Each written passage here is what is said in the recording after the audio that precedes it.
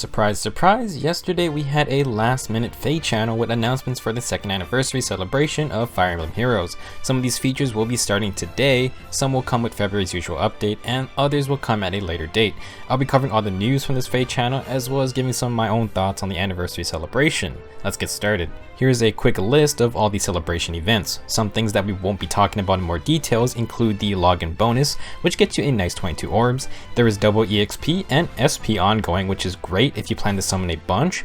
Daily reward maps are returning, and these are usually super easy maps that also grant more orbs. I believe all of these have started, so be sure to check in daily to get all the free gifts. Another returning feature is the daily summoning events. For 11 days there will be a new banner every day, and I believe they are a bunch of the Bound Hero Battle banners from the past year.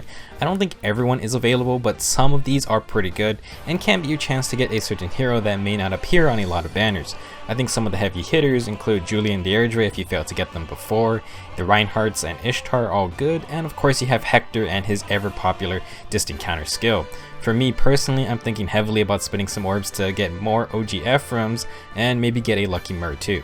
Plan carefully because these banners are only here for one specific day, so don't miss your chance. The next summoning event is actually pretty exciting, at least to me. We are getting a special hero summoning event. This is currently active for 1 week, but don't be fooled, you will only be getting one special hero from year 1.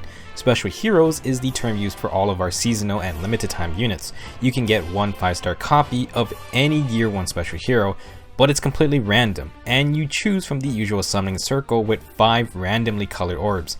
For all intents and purposes, I would treat this as a if you get lucky, you get lucky, if you don't, then oh well. Here's a view of all of our special heroes from year 1. I'm not going to go over everybody, but I do want to point out a few good standout ones that you can pray to try and get. The red group is actually very interesting because there are only 4 units, one of them being the crazy Winter Tharja, who is both good as a unit and has amazing fodder options as well.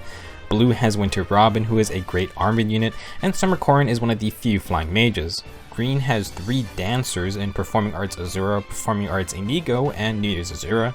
Winter Chrom and Lissa are both good army units as well. Unfortunately, Green has the most units in it, so you have the smallest chance to get the one unit you may actually want. For colorless, I'd have to say you'd be best off with the 2 of the best archers in the game, Halloween Jacob and Bridal Cordelia. Overall, I'd say just have fun with this, and if you get someone good, then lucky you. But wait, there's more. Starting in 1 week, there will be another round for one guaranteed special hero. This time you get to choose special heroes from year 2, and that includes this year's New Year's units. This time each color is pretty evenly split up. Red is pretty darn good, with Summer Young Tiki being a monster dragon, and Festival Micaiah being probably one of the best Surtur counters you can get. Tons of good choices from this pool. Blue also isn't too bad, with Winter Ephraim and Bridal Ninian being some of my personal best units to use. Green has more good units with armors like Winter Fae and Love Abounds Hector, plus it has some fun choices like Green Dagger Elincia, Armored Green Dagger Halloween Kagero, and Flying Green Archer New Year's Fjorm. Colorless has some interesting units like Flying Healer Halloween Mia, Armored Healer Winter Erica, and some capable archers in Summer Takumi and Love Abounds Roy. Don't take these banners too seriously, a free 5-star is still a free 5-star after all. For the last summoning event, we have another voting contest. This event might be a bit confusing, so let's break it down so everyone understands what is happening. First, there will be a special voting mini-game that you can play on a website. This will be available on February 3rd and lasts till the 8th. You get 1 vote per day. To vote, you have to pick a color type, and then you will have to find the hero you want to vote for on this special board that you can scroll around. It's sort of like an Easter egg hunt. Pick a unit and cast your vote. Take note that special limited time units can be chosen as well.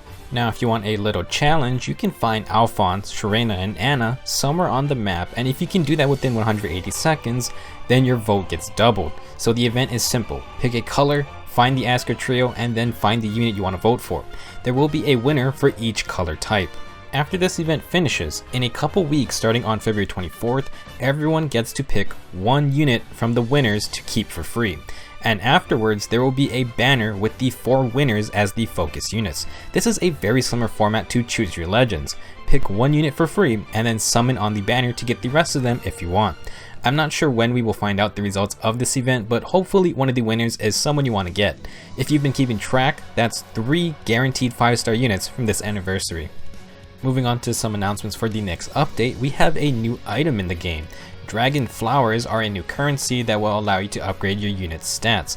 There are 4 types for our 4 movement types: infantry, flyers, cavalry, and armored units. Dragonflowers add 1 stat point to a unit each time they are improved. The cost of Dragonflowers goes up too, and we saw it go from 40 the first time all the way up to 200 for the 5th time. You can improve units up to a maximum of 5 times, in which they will get +1 to all stats. The exception to this rule is that all infantry units who were released before this update can be improved up to 10 times total, which should be +2 to all stats. I assume the cost will still increase. Another important thing to note is that the stat boost from Dragonflowers will not be used when calculating arena scores, so like ally support, this is a feature that benefits the player only. To get Dragonflowers, there is a new mode called Heroic Ordeals, which can be found under story maps. Heroic Ordeals are maps that are tailored for each individual unit. You must use the unit in the battle, and you have to get 2 kills with that unit to succeed.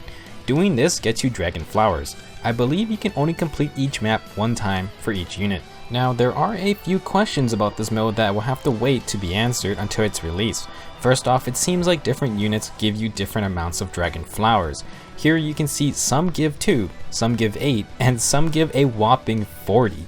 The only pattern I see here is that units from book 1 only give 2 Dragonflowers, units from book 2 give 8 Dragonflowers, and units from book 3 and onward give 40 Dragonflowers. Seems a little off, but I'm not really sure if there's another system in play here. The ally boost times 1 at the top of the screen would also seem to imply that you can maybe get a higher boost. Again, I'm not sure what this means, and we'll just have to wait till the update comes out to find out more. The next update is for Aether raids. Now I want to start from the bottom of this list. All battles will require Aether, including the first battle of the day. No more free daily battles. But that's because they are cutting all Aether cost in half for every battle, and there will be a maximum cap of 50. I have not crunched the numbers myself, but I assume this gets you the ability to play more times during the week, and since they aren't changing how much lift you earn, you should be able to climb higher. For the enthusiasts who are way up in the rankings, this is important because there will now be more tiers.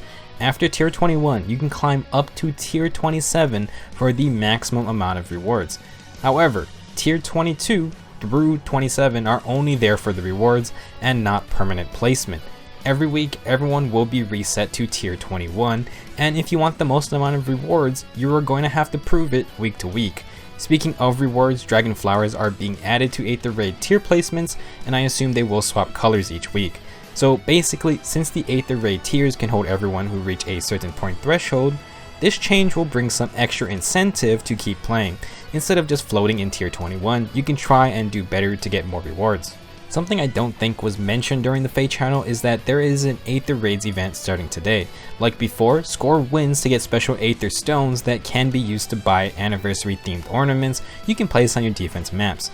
This event lasts a whole month and you only need 10 offense wins to finish the last quest. You can get a heart-shaped wreath and even Feh's special anniversary cake. Now, our last order of business is the merge changes that were already announced a while ago. If you aren't familiar, the first merge to a unit is getting a buff. Essentially, getting a unit to +1 merge will get rid of their bane or flaw entirely. You can see 3 examples here. On the left, Sakura has a -speed bane, and with the +1 merge, she will get +3 to speed alongside the +1 HP and +1 resistance that she would normally receive. The middle Sakura has a defense bane and gets +3 defense, and the last Sakura has a resistance bane and gets +3 resistance. Basically, this is how you can fix minus attack banes or whatever it may be. Now, I believe this should also get rid of super banes, at least from what we were told previously, but that is not confirmed yet. For neutral units, they will get +1 to 3 different stats, and I think it's always the 3 highest base stats for that unit.